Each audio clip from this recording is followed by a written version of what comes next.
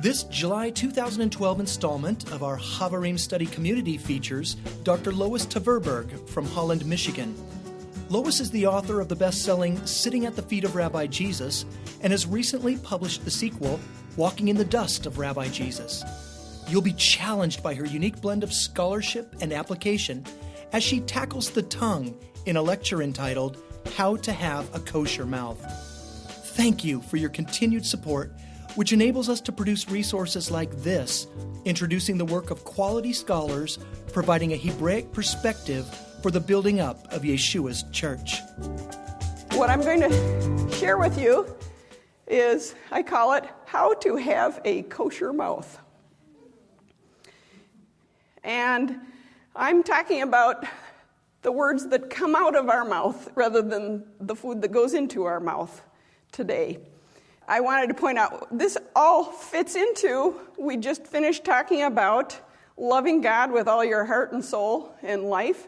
Well, your heart, your lavav, is directly connected to your tongue.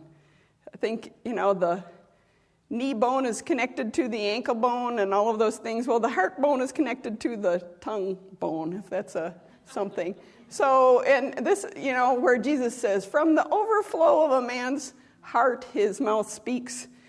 The man with a good heart produces good words, and the man with not so good heart, not so good words, right? And so, and then he also says, this is James now. Remember James, he waxes very strong on our tongues, and he points out also that they are a wellspring of all the things that are in our heart come out of our mouth. He says, out of the same mouth come praise and cursing. With the same mouth we praise God and curse men. Can both fresh water and salt water flow from the same spring? Okay.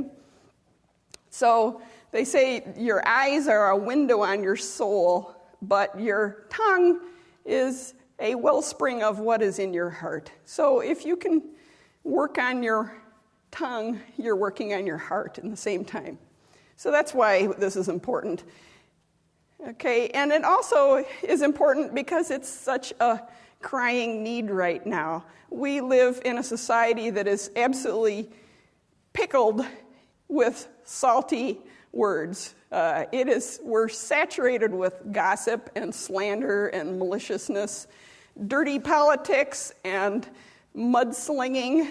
There is, everywhere you go it is. It's at your grocery counter.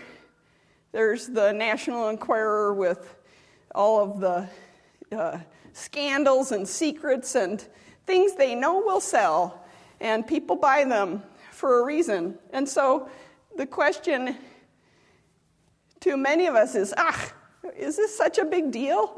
It's just a part of life. Well, consider what happened in one fourth grade classroom in inner city Chicago.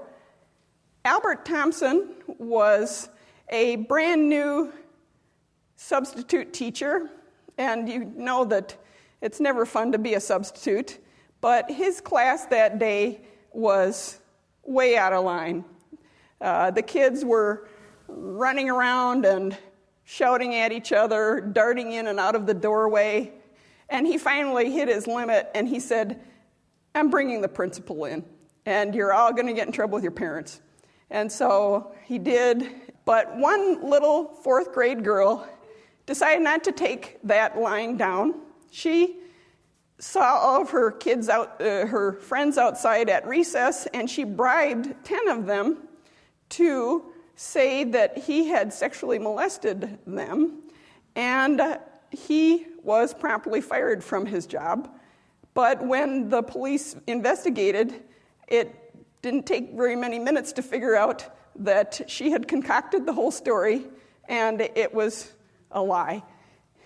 But actually, even after he was exonerated, their parents still wanted to press charges because they would rather see that their children be proved right, even after they had admitted it, than that the teacher was in the right.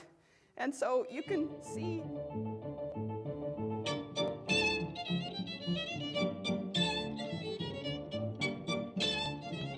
you.